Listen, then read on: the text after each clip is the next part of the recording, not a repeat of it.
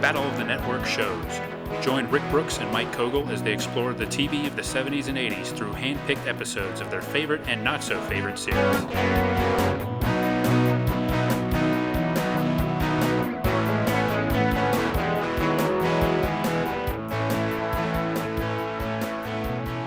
Welcome to a Battle of the Network show's bonus episode. I'm Mike.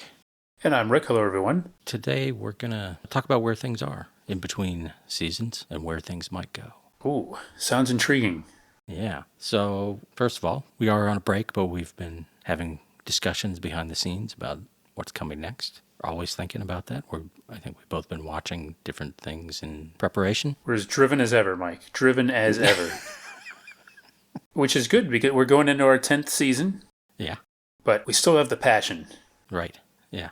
So 10 seasons, I think that's more than Mama's Family now. Wow. Oh, boy, I hadn't thought of it in those terms, but that's kind of staggering, I think so. I was looking at, we've both been receiving these catalogs, these DVD catalogs, because we had purchased things from another company. And, they had the complete Mama's Family. Whatever the season count on that, I was sort of astounded. The complete Mama's Family. Yes, well, That's one we haven't done yet. But you know what? I think now that we're about to surpass Mama's Family, I didn't really feel comfortable covering Mama's Family until we're kind of more on an even keel with it. But once we get past that threshold, I think we can properly assess it, just with a blank slate and not have any baggage in our heads. Just some gray wigs. Yes. Should we go ahead and maybe we should go ahead and say actually that we're not planning on doing Mama's Family this next season? I don't want to get people's hopes up. No, and probably not the season after that. Well, yeah, you never know. Well, I don't know. Never say never, I would say. Right. But I will mention though that we do have a few things coming up that are suggestions, requests, and we've got a long list of shows and all kinds of stuff that we want to talk about. And as you know, we only get through, maybe about a dozen things each season. So we don't have that many slots and we got a lot of stuff to fill it. So if there's something you really want to see, let us know. But, if there's something we haven't done yet, be patient. There's a good chance we'll get to it eventually. That's right, Manimal fans. Yeah. It might happen someday. Yeah. You're saying there's a chance. Yeah, there's a chance. The chances of many things are much greater than they were even a year ago at this time, Mike, I think, because the proliferation of so many interesting rarities and things on streaming services and YouTube and things like that. So it's not always in the best quality, but it seems like more old TV material is available than ever before. Yeah. I wonder what happened at, especially Sony, that they're just like, just put it out. Yeah. I respect that opinion, On the one hand, they're not waiting for it to be digitally remastered and everything like that. And, I think that seems to be the excuse that some of the other bigger companies were using for a while, but they just, put it out there. If we don't have all the episodes, put it out there. If they're not complete, put it out there. And you might as well do something with it. If they're making some money off it, hey, good for them. Yeah. So you wrote about, I think in a recent top 10 list, right? Watching something that just sort of abruptly ended. Yes, the seminal Shirley Hemphill sitcom 1 in a Million, which I believe is very rare. But yeah, I was watching the wrap up to the episode, and it just cut to the Sony Pictures logo and little end music fanfare or whatever, and that was it. And I actually I hit rewind a couple times, which is a real pain in on a streaming service that has ads, because I had to sit through ads before getting to it. But yeah, I verified that's how it is, and that's all there is for that episode.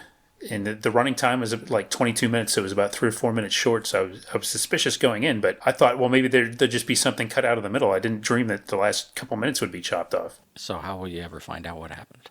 Well, Paley Center, road trip. We're going to put it on our what we'd like to see list and make it happen. Yeah, it could be the same way there. They could have that same tape and... Oh, that'd be horrible.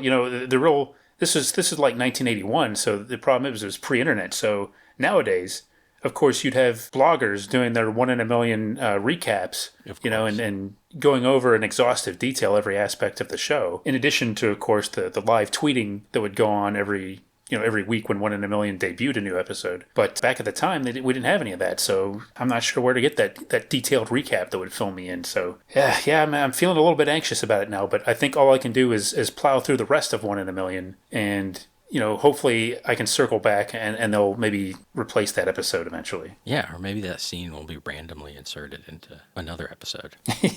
I would not be surprised to see that. Yeah, I wonder, I was just talking to some family and they had found a box score that my grandfather had done of a baseball game. And apparently he would do that every time he listened to a baseball game. He would, do his own box scores, which I know is a thing a lot of people did, at least. And I wonder if there were people doing that with TV, doing the equivalent, like essentially writing recaps Yes, like just for themselves. or maybe like keeping track of like the number of punchlines Shirley Hemphill had and Mm-hmm. Yeah. number of fat jokes. Right. Bald jokes could be like a separate category. You'd want to designate that. A guest appearance, would be kind of like, you'd mark down a pinch hitter when a pinch hitter came into the game. So why wouldn't you record a guest star? Right. And maybe how many times Keen Curtis got flustered by some down-to-earth thing Shirley Hemphill said. Yes. Matter of fact, I was just watching another episode of that earlier today. So this is the next episode following that incomplete one. So this is the fourth episode. And as I said in that post, they skipped the third episode for some reason, which is, another crazy thing. But so Shirley Hemphill and Keen Curtis are like, totally at odds in this show. Like she is a driver of a wealthy businessman. When he dies, she inherits the company.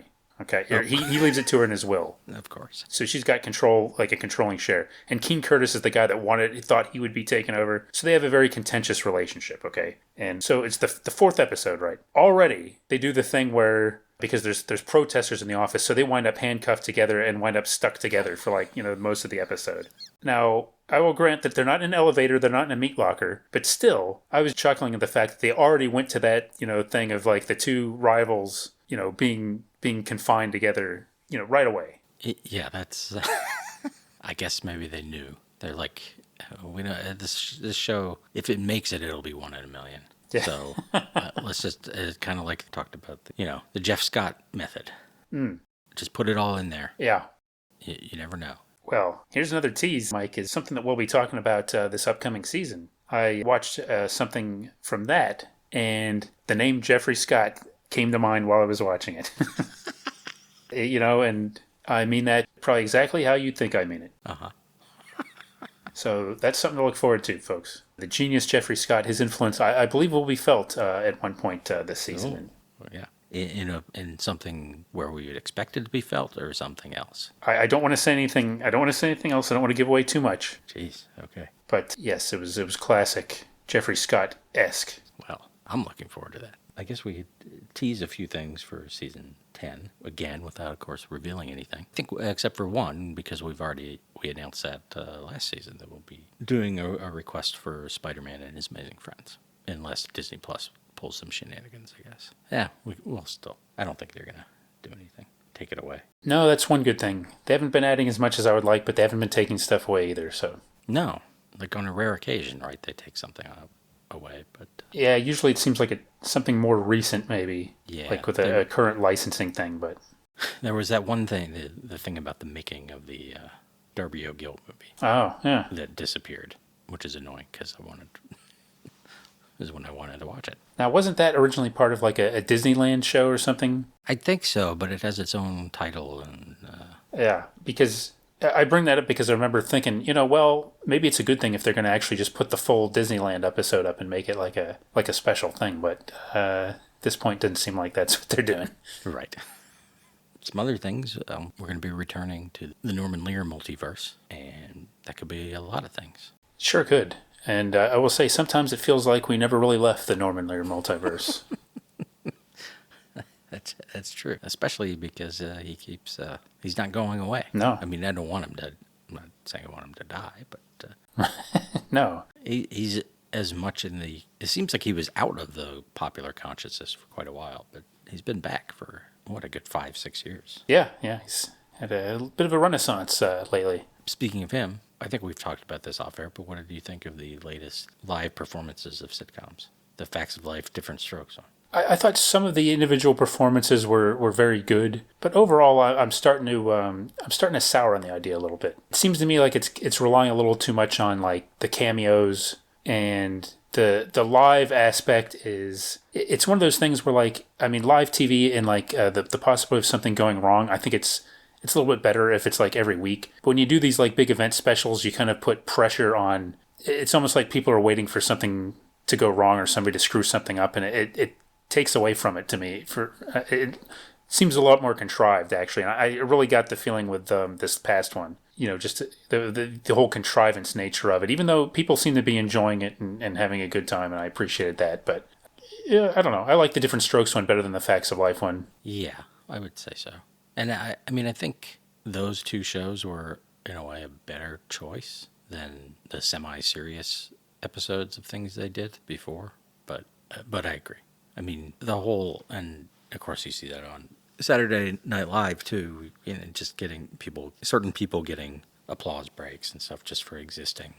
Which is funny because, and I don't know, we might have even talked about this on the podcast before, but Lorne Michaels was famous for saying, he didn't want that. Like when they first started Saturday Night Live, he'd be like, oh, to Carol Burnett, and it was how he described like things like, people breaking up on camera. He didn't really want that. So, on the other hand, I will say that for them to do this, I'm sure they have to bring in stars, and it is an occasional event, maybe a couple times a year, once or twice a year. I don't really have a problem with it, but I'm not like super excited about it. Yeah. It also is bizarre in a way that like none of these shows aired live, so why? Yeah. There's that conceptual thing. Like, yeah, okay. I mean, was there ever a sense of urgency when you were watching Facts of Life? Was there that driving the performances was the... No, and I don't know. I'm not 100% sure Facts of Life and Different Strokes were even filmed in front of an audience. Yeah. Partly just, I think having the kids, right, changes things. Whereas, All in the Family and Good Times and things, you can tell it is. But it was a good, it's a good little nostalgia kick or whatever. And certainly, yeah, casting Kevin Hart as Arnold is both obvious and genius. Yes. But, again, though, I'll just kind of get into my little comment here about, like, if we're going to revere these shows, how about, making them available to everybody, in, like, their original form? Facts of Life right now, you can see a couple of seasons of it, I think, on Pluto, but it's not streaming. Different Strokes is on Amazon now, but they're edited episodes. And the Facts of Life ones are gone from Pluto. Oh, really? The last time I dropped in, as they say at Pluto, I looked at my watch list and they weren't in there. I snoozed and I lost. Well, streaming giveth and streaming taketh away. That's the thing. That's why, if you really want something, you got to buy it on physical media if you can, and if you can swing it. That's the best way to get and enjoy something still, I think. But not that I live by that, but all the time. But yeah, back to season 10. I derailed us a little bit there. So we have the usual, some drama, some comedy, of course, and I think some good surprises. Yeah, I think so too. And the voice of the people will be heard not just in a few individual episodes, but we plan to do a listener poll again to help us select a certain type of episode we have coming up. I mean, that's always fun. I can never quite predict how those will turn out. No. And that's a good thing. Yeah. Yeah, and in fact, we'll be putting that up around probably right after this episode airs in our Facebook group. And while you mention that, why don't we give another plug for our Facebook group? If you're still willing to do the Facebook thing, we've got a great group there, and we've gained new members actually in the off season here, which is great. And we've got people engaged with us, and we just like to talk old TV and stuff like that. And I think it'll especially pick up once we get in season. Maybe we can have some more discussion about the individual episodes on the group. I'd like to see that. So yeah, come join us. It's easy to find our official Facebook page, and it's very simple to join. Once you get there, there's a link, and just answer a few simple questions, and that's all you got to do. That's right. We'll shift gears here for a second. Any old TV you're watching that doesn't pertain to season 10? Well, I'd have to think about that. There's a few things. And actually, if you don't mind, can I give a couple of shout-outs here? Oh, yeah, sure. I'll go into that. One I want to give a shout-out to, as I mentioned on the baddies, I did marry Lori in the fall. And so, yes, friend of the show is now wife of the show, I guess. She was maybe before, but now it's legal. I'm not sure how to untangle all that. But anyways, she did have a major surgery in January, and she's doing very well now. It was a spinal surgery. So we we spent about a week or so out of town, and I was kind of visiting her back and forth to the hospital, and I found a couple of things of sort of like comfort food after visiting her in the hospital, going back to the hotel where I was staying, and it was kind of nice to be able to go to these things. So one of them is something that, maybe I'll bring this up again. I think would surprise people that I found this comfort food, but it's something we're going to cover in season 10. But there's something else that we don't have on the schedule for season 10, but I think we will get to eventually, and that show is Night Court. And Mike, I kind of got into that and, watching from the beginning and found it very, very watchable. Even the early episodes before, what you'd think of as the classic cast. And I had a really good time watching that. And I think it really holds up. Yeah. I watched a New Year's episode on New Year's Eve. And got a kick out of it. And that one was from the quote-unquote classic era. But just glad it's finally available somewhere. Yeah. It was definitely one of those ones that should have been out there. Yeah, and it's certainly not remastered in high def or something if you watch it. But you know what? I don't really care. I'm like I said, I'm glad to have the episodes. So I kind of found that as comfort food, and it was nice with that. And I just also wanted to mention, we mentioned on the website, but another great friend of the show, one of our pets, Merle Kitten. We lost him pretty suddenly just before the holidays, and that was really tough for for our family here. But it was nice to have some sort of old television comfort food to turn to. And Merle, of course, made a few unsolicited appearances on the podcast over the years. So he was great, and every now and then he'd sit in my lap and watch some of this old stuff with me. So I've been thinking of him a little bit while watching some things. He had pretty broad tastes, Mike. So there's nothing in particular that I could say that I tried to revisit, but he'd often defer to me when I'm sitting through watching stuff. He didn't insist on like cat-based shows. No, he was very good about that, and I think he enjoyed YouTube, and I've been watching a lot of old stuff on YouTube, just miscellaneous stuff. Kind of some things we've talked about in the Facebook group, some unaired pilots, things like that. I kind of try to watch stuff more now, knowing that it could go at any minute. My God, that sounds like a clumsy attempt to tie it into losing Merle. Right. I'm not trying to equate the loss of a loved one with somebody's YouTube account being deleted and me losing access to some 1985 TV pilot. I'm totally not. But I could go that direction, but I'm not doing so. But I'm trying to get through some of the stuff on my ever increasing YouTube watch list and just try to whittle that down while I can, while it's still there. But how about you? Is there something that you can mention? Yes, I've gone back and watched the first season and then well into the second season of Rockford Files, like watching them all the way through. No surprise, that was a big winner at the Baddies, and we of course had a really good time talking about it at the beginning of season 9. But it's been fun to go back and really see the show develop and see kind of all the great guest stars who come through and then come through again. You never know. I mean, I just finished one with William Daniels and Ron Silver in the same episode. Wow. Which is that's a lot of that particular kind of energy, but it sure is. But it was a good episode, and I think you talked to me about when you went back and watched all of season 1 and getting a better appreciation of Rocky, Jim's dad. I'm having that same experience, I think, and I happened to watch Red River, the classic Western, movie. Yeah, which I had never seen, and Noah Beery Jr. is in that as one of the cowhands. Buster, I think his name is. And he is, other than being young, he's pretty much the same guy. And I was waiting, and I'm like, I don't know, is that? And then as soon as he showed up, I mean, face and everything was just very familiar. It was coincidental because another guy I had seen in something else, John Ireland, is in that as a young man. And he's like the 4th lead, I think. Right. And sort of a rival for Montgomery Clift's character. So that was a pleasant surprise to see those guys in their youth. Yeah. And, I think a lot of people know there's this official Letterman YouTube channel now. And, of course, we love Don Giller and what he's doing and has been doing for years. And it is nice that there's an official thing. And, watching some clips from that, because the official one is all clips. Yeah, I saw a really great one that I'm just, thinking about a lot. Because, the title of the clip kind of gave away the whole bit, which is Steve Martin destroys his precious vase collection. Nice. So as soon as and even if you didn't see that title, as soon as it starts, you kind of know what's going to happen.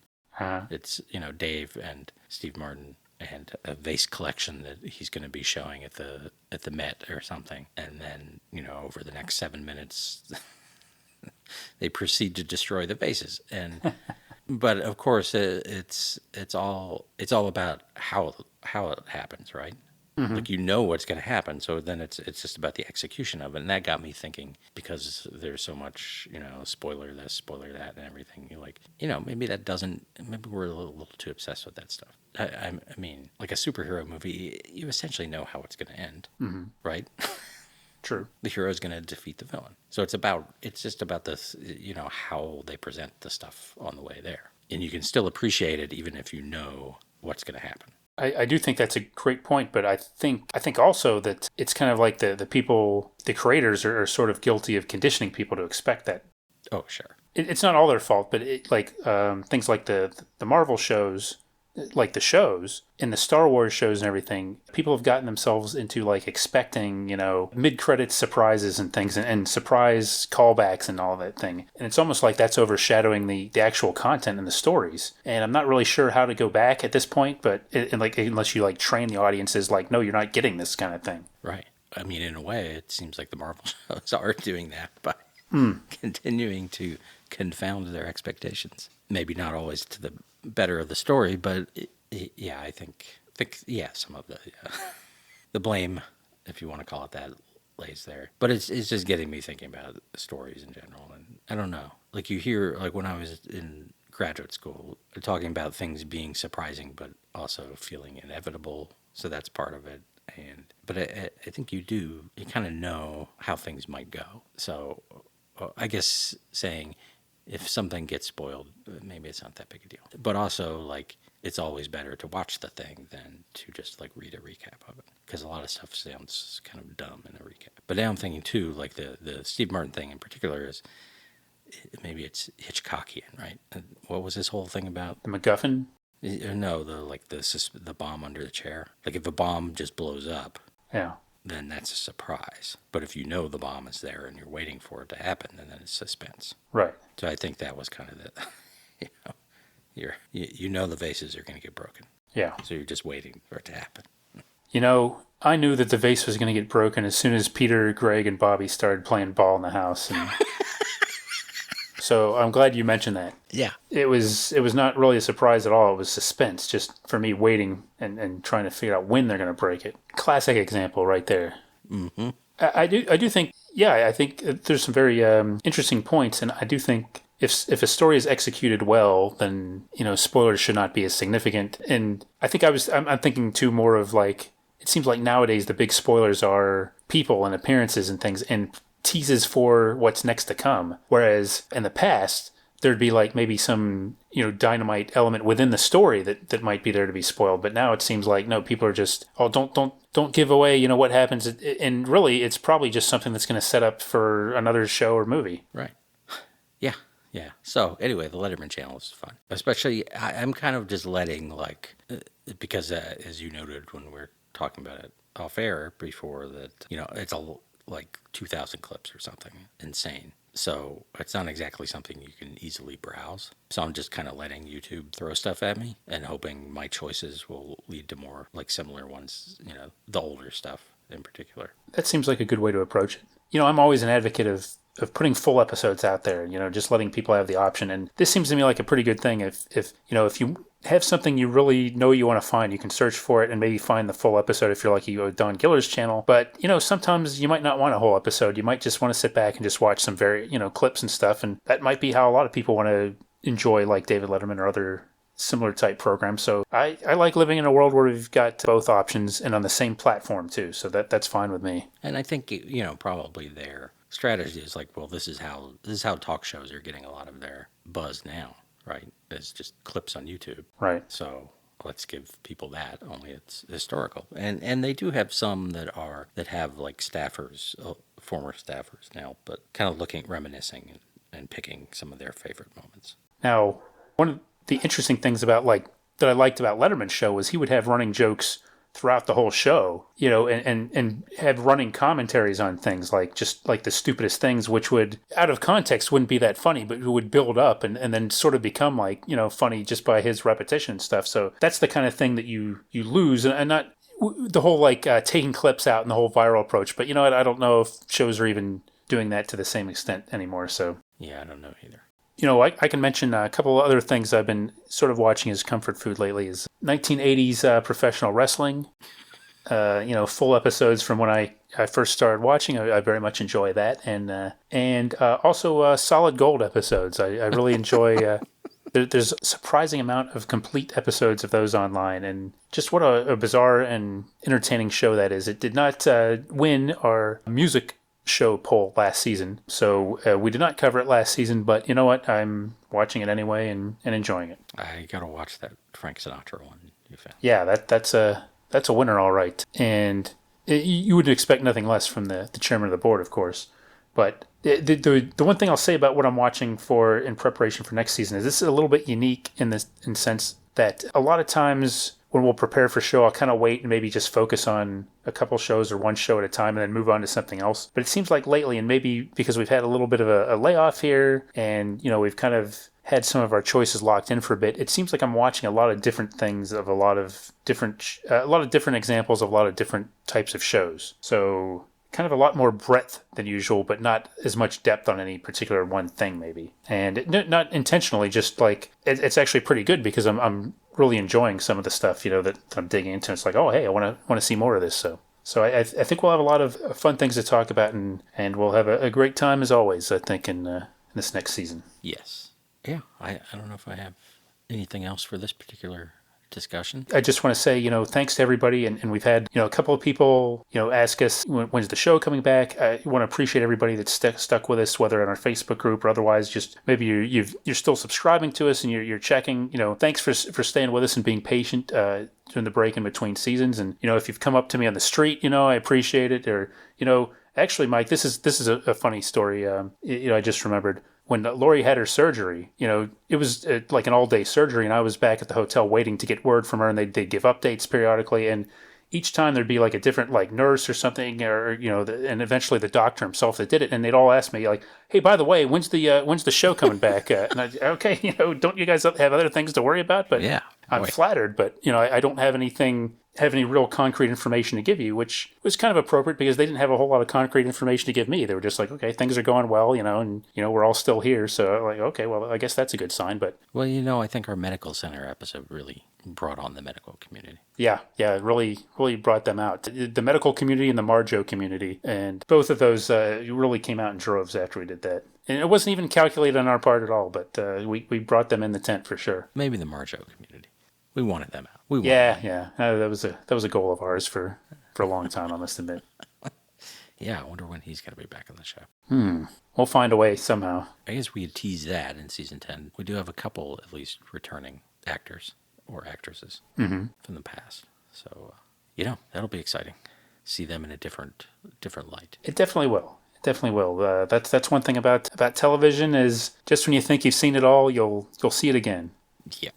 Maybe it'll be in a different light, but maybe it'll be in, pretty much the same light, but maybe on a different network. But either way, it'll be fun. Right, yeah. And I'll give a shout out to someone who's been on our Facebook group, Charlie, who's just a font of enthusiasm. Oh, yeah. I echo that shout out. Thanks, Charlie, for, chiming in and just being there. And yeah, let's kick it up a notch for season 10, everyone, and we'll grow the podcast, grow the group, and big things will be on the way. And if you want to support the podcast, we have our TeePublic store, which you can find a link to on our website, or you can go try to search TeePublic for Battle of the Network shows. You probably get a lot of Battle of the Planet stuff, but our stuff should show up, and a lot of cool designs. And I know you and Lori got one of the fabled tapestries. Yes, the tapestry is great. Art's work on that, as we've said before, really went beyond what we could hope for, and it looks great up on a wall, I'll say that. All right. With that, I think we'll close this up, and we'll have some more bonus episodes coming up soon.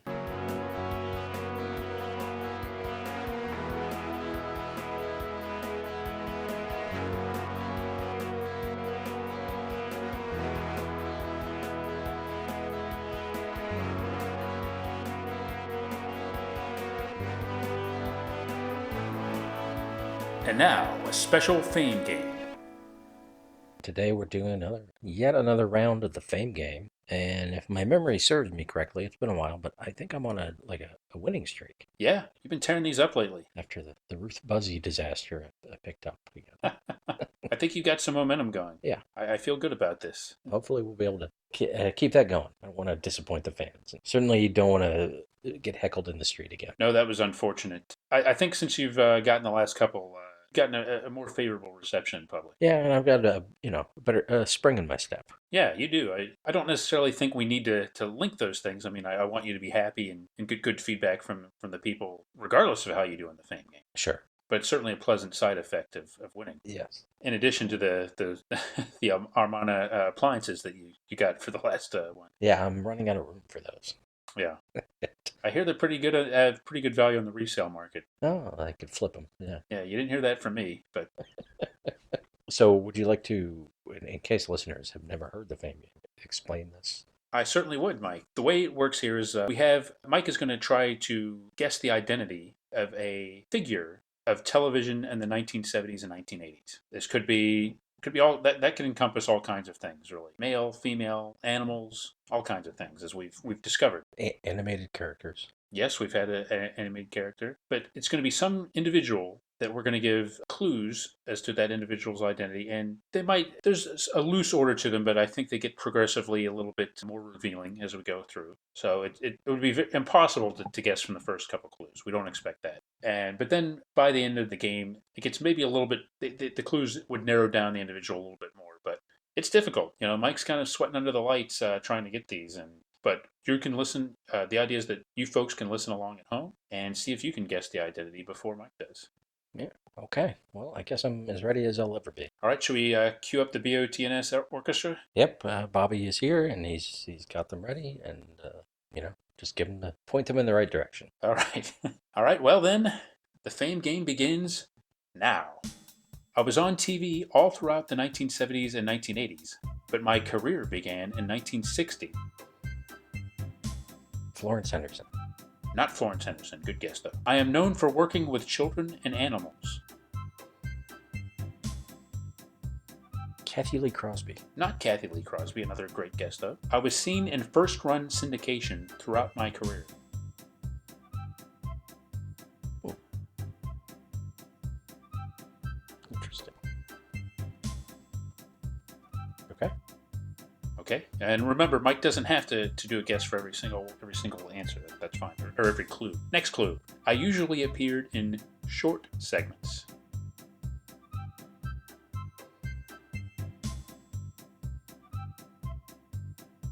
Continue. Some of the titles of my episodes include The Silver Mine, Man of the House, and Editor-in-Chief.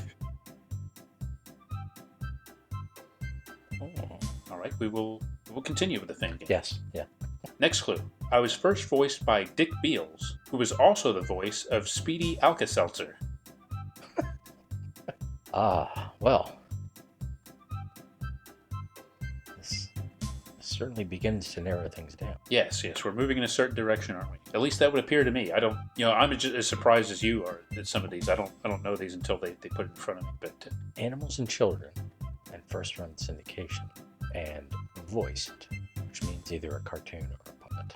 yes, perhaps that's one way to interpret it. I don't know. I have my own thing. I don't know until the people, the judges tell me. Yeah. Well, let me give you another clue here. Yeah. My series is still seen in some places, but at my peak, I was seen in over 90% of the country. It's a pretty good clearance rate. That is a good clearance rate, yeah. So he's still seen it in places.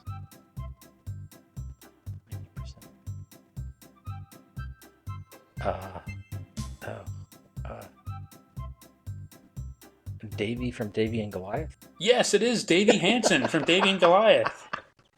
Congratulations. I don't even think we were halfway through. Maybe just about halfway through. The pause was a little longer because all I could think was moral. And I knew that wasn't work. Well, very well done. Congratulations on Wow. that. Let me just go through the clues that you didn't need. Yeah. I was later voiced by Norma McMillan.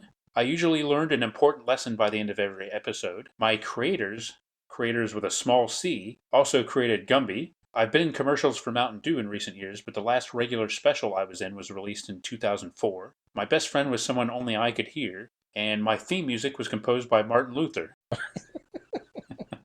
So yeah, you did not need those clues, though. Very nicely done. I didn't Mountain Dew commercials. That seems weird. It does, doesn't it? Yes, and it is kind of weird, actually. But I guess the Lutheran Church was hard up for money. I'm not. I don't know the intricacies of that deal. No. But yes, Davey was in some Mountain Dew commercials, and Well, so a little bit of not necessarily new material. Wasn't exactly from the 1970s and 1980s. It was more of a 1960s show, but I thought the Fame Game Committee thought it was fair to include it because it was such a ubiquitous part of television throughout the BOTNS era and syndication. I wonder what the 10% of the country that didn't have it was. Yeah. It may have just been pockets that would add up to 10%. Yeah. The Lutheran Church is not everywhere, so. Yeah, maybe, I don't know if they were stubborn holdouts or people who were markets that were actively opposed to the show. I don't know. Yeah. Well, I feel good. As well, you should. I feel good too. I feel it's really a victory for both of us because these aren't easy. And folks, I hope if you were listening at home and maybe you got it as well, that's good. Just remember, it's very difficult when you're actually here in the studio under the lights. And Mike has done another excellent job of continuing his streak. Okay, I look forward to the next one, sort of. As do I, wholeheartedly. Thanks always to Bobby and BOTNS Orchestra. Yes, great job, guys. Can start and stop on a dime. Yeah, they're brilliant. All right. Join us next time for another exciting episode of Battle of the Network Shows. Learn more, leave feedback, and suggest future episodes at battleofthenetworkshows.com. Follow us on Twitter at BatNetShows and like our Facebook page, facebook.com/Battle of the Network Shows.